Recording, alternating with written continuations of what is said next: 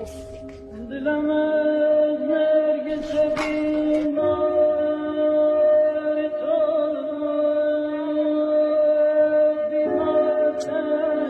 نماز مفهوم قایل، گفتی روزه به گرفته، گفتی کار کو کرده، گفتی کج نرو نرفته، گفتی راست برو سر راست رفته. کجانو دارم بره اینم شد دست بده فقط یک بار شد ببین یا ایو علمو سمن. آخه تو چه دردته؟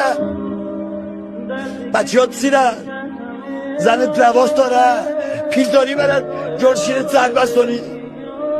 آخه قربانه و رحمان و رحیمت پکو کرم و کریمت.